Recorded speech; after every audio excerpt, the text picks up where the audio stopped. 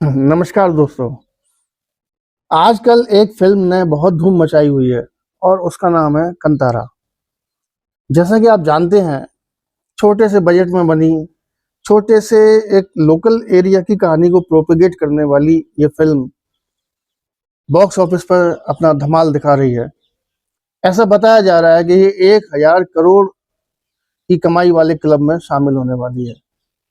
इसका जो पहला वर्ज़न था, वो मात्र 16 करोड़ में बनी थी और उसने भी 200 करोड़ से ऊपर का व्यापार किया था। तो इस फ़िल्म में ऐसा क्या है जो ये फ़िल्म इतनी सफल होती जा रही है? आमतौर पर चर्चा करने पर लोग कहते हैं कि बेहतर स्क्रिप्ट है, बेहतर डायरेक्शन है, बेहतर बैकग्राउंड म्यूज़िक है, प्रेज़ेंटेशन बहुत अच्छा है। मैं बिल्कुल सहमत हूँ, मैं उन चीज़ों को इग्नोर नहीं करना चाहता हूँ। लेकिन इस ये ऐसा तो कई फ़िल्मों में होता है, लेकिन उसके बावजूद लोगों को इतना अपील नहीं कर पाती हैं। इस फ़िल्म में ऐसा क्या है? ऐसी कौन-सी चीज़ है जो इस फ़िल्म को इन सब चीज़ों से ऊपर जाके इतना सफल बना रही है? तो आज की वीडियो में हम इसी पर चर्चा करेंगे, तो आप हमारे साथ बने रहिए। तो दोस्तों, आज हम फ़िल्म कांतारा के बारे में चर्चा करने जा रहे हैं। फ़िल्मी दुनिया में कई बार ऐसे चमत्कार होते हैं जो बड़े अनोखे लगते हैं। कभी-कभी बड़े बजट की हज़ारों करोड़ों रुपए लगाकर भी बनी हुई फ़िल्में बॉक्स ऑफिस पर एकदम धराशायी हो जाती हैं। लोगों को पसंद ही नहीं आती।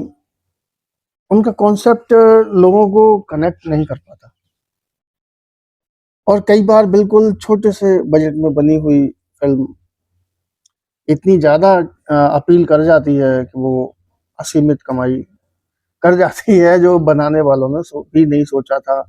और वो ऐसे चमत्कार कई एग्जाम्पल हैं इस बारे में। राशि प्रोडक्शन की तो बहुत सारी फिल्में इसी थीम पर बनती थी कि छोटा सा बजट है, फिल्म सुपरहिट है। और जहाँ तक मैंने समझा है, ये फिल्म सुपर नेचुरल पावर्स के बारे में बात करती है।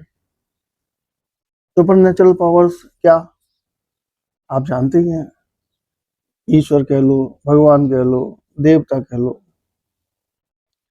यक्ष कह लो, पिशाच, भूत, ये सब सुपर नेचुरल पावर्स में आते हैं। और हमारे सनातन धर्म में भी और सभी धर्मों में इस कॉन्सेप्ट का बहुत अच्छी तरह से जिक्र किया गया है कि आप अगर ज़िंदगी में कुछ अच्छा करेंगे तो उसका आपको इनाम मिलेगा, और आप ज़िंदगी में कुछ बुरा करेंगे तो उसकी आपको सज़ा मिलेगी। पर ये जो कॉन्सेप्ट है, ये सही है, गलत है, व्यक्तिगत रूप से मैं नहीं इसको ज़्यादा मानता। और मैंने जो मन के अनुभव की बात है, तो मुझे भी ऐसा लगता है कि ऐसा हो सकता है। ये फ़िल्म इसको इतना अंडरलाइन करती है।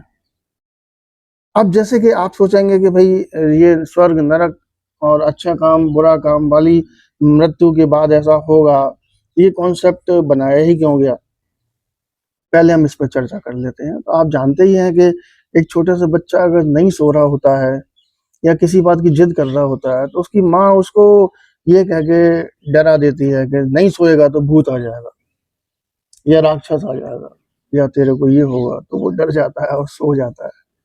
तो व्यक्तिगत लेवल पर एक धमकी का असर पड़ता है। तो मेरा विचार ये है कि इसी तरह से समाज के मनीषियों ने उस समय एक ऐसा कॉन्सेप्ट बनाया होगा कि जिससे लोगों के मन में सेट कर दिया जाए और लोग उससे अ, अपने जीवन को रेगुलेट करें और उनके मन में ये आ जाए कि अगर हम अ, अच्छे काम करेंगे तो हमें मृत्यु के उपरांत एक अगला जन्म या जो कुछ भी है वो हमें अच्छा मिलेगा, और अगर हम बुरे काम करेंगे तो हमें उसकी सजा मिलेगी। ये कॉन्सेप्ट सब ठीक है, अपनी जगह सही है। और समाज में अगर 50% लोग भी इसको मानते हैं और इस वजह से कुछ बुरे काम करने से कई किसी सीमा तक भी रुकते हैं, तो अपना जगह काम करता है। और इसको धर्म की चाशनी में मिला के डाल दिया, तो समाज में बुरे काम करने से लोग डरे, अच्छा काम करने के लिए प्रोत्साहित हों। समय के साथ क्या हुआ, पहले ये कॉन्सेप्ट बहुत प्रचलित था। मुझे भी ध्यान है, बचपन में जब कैलेंडर्स वगैरह बाज़ार में आते थे दिवाली के आस-पास, तो उसमें स्वर्ग, नरक के भी काफ़ी सीन होते थे इस वक़्त अच्छा काम किया है तो आत्मा के साथ ये हो रहा है, और बुरे काम किए तो आत्मा को ये सज़ाएँ मिल रही हैं। पर अब शायद वो कैलेंडर नहीं आते हैं, क्योंकि जब से ब्रिटिश राज आया और अ, पढ़ाई का सिस्टम बदल गया, तो लोगों के माइंडसेट में उपभोक्तावादी संस्कृति ज़्यादा हावी होने लगी। उनको लगने लगा कि पैरा जिसे कहते हैं मृत्यु के बाद जीवन का क्या रोल है, इतना कोई इम्पोर्टेंट नहीं है। ये जीवन मिला है, एन्जॉय करो, खाओ-पियो और जी के चले जाओ। ये कॉन्सेप्ट ज़्यादा चलने लगा, उस वजह से जो अ, लाइफ आफ्टर डेथ या पनिशमेंट या रिवार्ड आफ्टर डेथ वाला कॉन्सेप्ट है, धीरे-धीरे कमज़ोर पड़ने लगा। ये फ़िल्म उसी कॉन्सेप्ट को अंडरलाइन करती है। बल्कि मैं तो कहूँगा कि ये उस कॉन्सेप्ट को थोड़ा-सा और ऐड करती है।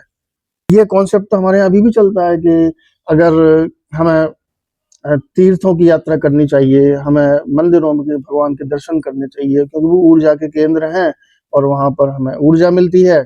तो अगर हम 200 वाट का बल्ब है और वहाँ 10,000 वाट की ऊर्जा है, तो वहाँ से हम कुछ ऊर्जा लेकर आते हैं और 200 की जगह 300-400 वाट के हो जाते हैं। तो हम अपने जीवन में समस्याओं को अच्छी तरह से निपट सकते हैं। ये कॉन्सेप्ट तो चलता है, और ये भी चलता है कि किसी को कोई बीमारी हो गई है, कोई ऐसी घटना उसके साथ बुरी हो गई है, तो कहा जाता है थ्योरी ऑफ कर्मा है, तुमने जैसे कर्म किए वो तुम्हें भुगतना पड़ेगा, वो परिणाम सामने आ रहा है। पर ये कॉन्सेप्ट जो है, ये पिछले कुछ समय से थोड़ा-सा नीचे चला गया था। पर अब ये इसी कॉन्सेप्ट को ये फ़िल्म हाइलाइट करती है। बल्कि 2 कदम और आगे बढ़ के ये बताती है कि सिर्फ़ बड़े-बड़े मंदिर और तीर्थ स्थान ही उस एनर्जी का सोर्स नहीं है।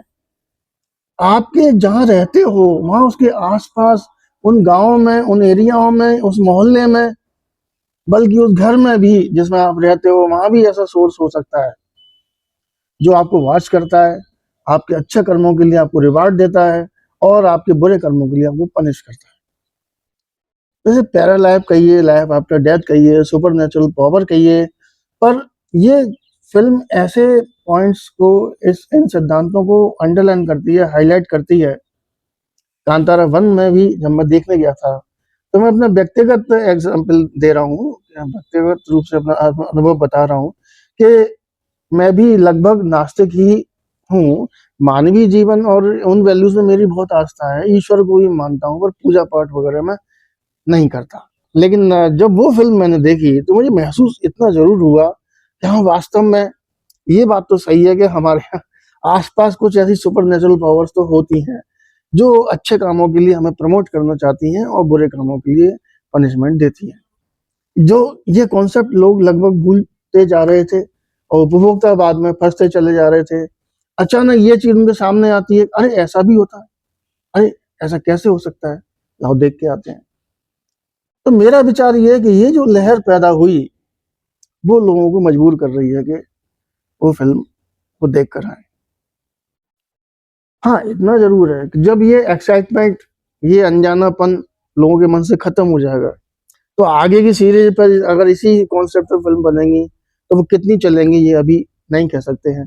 पर जब तक कॉन्सेप्ट लोगों के दिलो-दिमाग को उलझाता रहेगा और उन्हें हिलाता रहेगा, उनके अंदर थ्रिल पैदा करता रहेगा, तब तक ये फ़िल्म और इसकी सीरीज़ इसी तरह से चलती रहेंगी। इस बारे में जैसे मैं आपको अभी दूसरा एग्ज़ाम्पल देना चाहता हूँ कि कश्मीर फाइल्स आई थी। उसके पहले उन्होंने ताशकंद फाइल्स बनाई थी, तो वो उतनी पॉपुलर नहीं हुई, अच्छी होने के बावजूद पॉपुलर नहीं हुई। फिर कश्मीर फाइल्स आई, तो उसके बारे में, कश्मीर में जो कुछ भी हुआ, उसके बारे में लोगों को उत्सुकता थी, तो वो वहाँ प्रेज़ेंट कर रही थी, तो एकदम वहाँ लोग गए और काफ़ी सुपरहिट वो फ़िल्म उस हिसाब से हुई, लोगों को बहुत पसंद आई। अब इन्होंने ये बंगाल फाइल्स लेके आए, बंगाल फाइल्स भी उसी कॉन्सेप्ट पर थी, तो वो कॉन्सेप्ट ठीक है, वो अंग्रेज़ों के समय का था और ये अभी के समय का था, बस इतना ही अंतर था। बाकी तो कॉन्सेप्ट रिपीट हुआ। तो मैं खुद भी कश्मीर फाइल्स मैंने 3 बार देखी, पर बंगाल फाइल्स को अभी तक देखने नहीं गया। क्यों? कि वो कॉन्सेप्ट जो था, वो उतना थ्रिल अब नहीं पैदा कर पाएगा। वो कॉन्सेप्ट जो था, वो रिपीट हो रहा है। तो रिपीटिशन की वजह से अब वो हमारे दिमाग में उतना थ्रिल नहीं पैदा कर पा रहा है। तो इस वजह से वो उतनी हिट नहीं हो पा रही है। तो कॉन्सेप्ट जब तक लोगों के मन में एक उत्तेजना की नई लहर पैदा करता है, लोग उसे एक्सेप्ट करते हैं, और जब ये कॉन्सेप्ट थ्रिल पैदा करना बंद कर देता है तो फिर वो लोग उसके बारे में इग्नोर करने लगते हैं, और जब वो टेक इट इजी के रूप में लेने लगेंगे तो वो चीज़ वहाँ से अपना महत्व खो देती है। तो दोस्तों, मेरे इस बारे में यही विचार हैं कि फ़िल्म एक सुपर नेचुरल पावर के कॉन्सेप्ट को हाईलाइट करती है और आपको ये समझाने में बेहद अच्छे तरीके से सफल रहती है कि आप अपने जीवन में कॉन्शियस रहिए। ऐसा नहीं है कि हम सिर्फ किसी तीर्थ में जाएंगे तभी हमें कोई ऑब्जर्व कर रहा है। हमारे आसपास भी ऐसे बहुत से लोग हैं जो हमें ऑब्जर्व कर रहे हैं, और अगर उनके कॉन्सेप्ट्स कुछ नियम हैं, वो रिवार्डिंग के नियम भी हैं, पनिशमेंट के नियम भी हैं। अगर आप उनको ज़्यादा छेड़ेंगे तो वो आपको पनिश करेंगे, और अगर आप उनसे के साथ सूटेबल होकर चलेंगे, उनके हिसाब से फॉलो करते हुए चलेंगे, तो वो आपको रिवार्ड भी देंगे। दोस्तों, मेरा ये विचार आपको कैसा लगा, आप मुझे कमेंट बॉक्स में ज़रूर बताइएगा। आपकी प्रतिक्रियाओं का हमें बेताबी से इंतजार रहेगा। इसी तरह के किसी बिंदु पर चर्चा करने के लिए हम फिर आपकी सेवा में उपस्थित होंगे। तब तक के लिए हमें आज्ञा दीजिए। नमस्कार।